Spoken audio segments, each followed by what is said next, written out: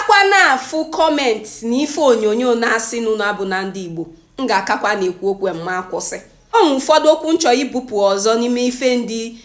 ife onyonyo ndị Benin nọ na live kwu nchọ ikuzi ya bụ okwu ọzọ maka na ọ dịka na onwe n'ụfọdụ n'anya ka nkuzi ọzọ ka owu anyị n'anya. N'ala Igbo bensi bịa n'ime anị ọma nwene na nwene ya dị edi n'onwewe ịla nwene ọ bụ na ịla nwene onwe aja wa ga-achụ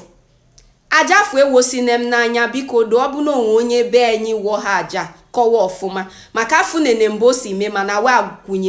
agwa anyị ya agwa wa amụgosi anyị ya si yo esokwe na enwene ihe eme oyi ihe akpa mgba n'ọlụ oyibo yujukwa bụ onye fụ si jene tupu ikwe ememe boyfriend and girlfriend bido kpama mgba ịgaje solu nwene imeme ife. Ndị be anyị be si jene na chọkarị ịchọ ụmụnne wee maka na wa chọna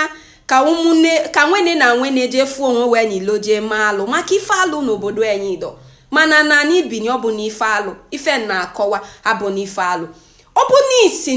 na ịbụ onye anị ọma ịbịa nụsi okwu anyị ekwu kakwa na asị na ịbụ onye Benin ọzụa ike ịbụ ka akpọmazi unu iyi ọzụa ike ịbụ inwe n'uche maka ka anyị bụ ndị si eme ife ọ bụ na ka ndị a si eme ife afọ ha dam emume anyị yi emume we ọ bụ na mmadụ agwa ifefu asị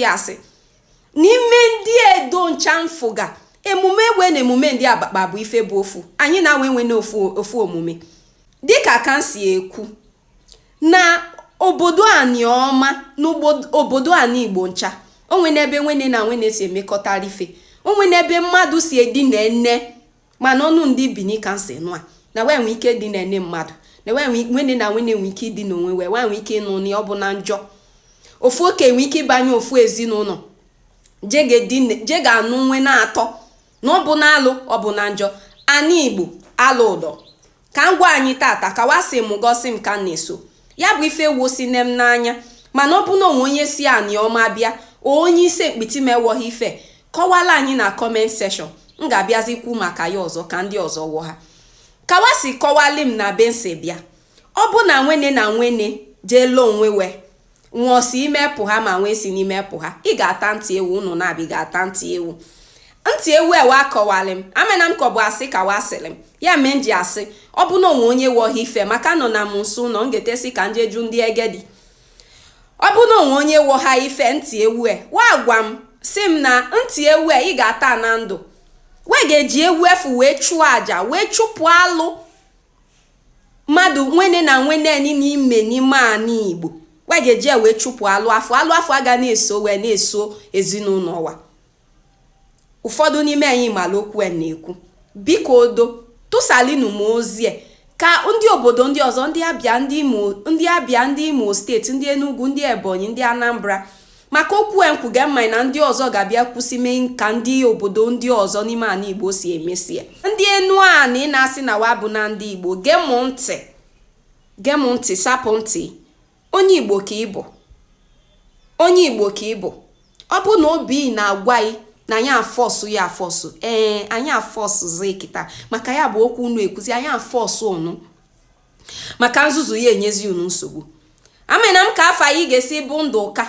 onwe ofu tọgbọ kọment n'ime postu afọ a bụ Kido Chukwu m ga-atụtụ akwa okwu onye maka m ga-ekwu n'omesịa Kido Chukwu aza Kido bụ asụsụ be anyị ndị anị ọma na-aza Kido isisi a na ibu n'onye Igbo ọ bụzi onye awobi ka ịbụ uche adị n'anyị n'afọ ya ma iji elo n'ọfọ biko nu ndị be anyị kesisalinu m ozi ka ndị ọzọ na-afụ a ozi ọma anyị ekwu kawa afụ a afa m bụ Ada Anịọcha 101 ikpọm Ada Anịọma 101 ọ bụ na tata bụ nke izizi ya afụ so m na peji chọọ m na YouTube ị ga-afụkwa m ka isolu chanel anyị ka Chukwu gọzie onye ọbụla ka izuụka amala anyị mma ndị Igbo dewonu daalụ unu.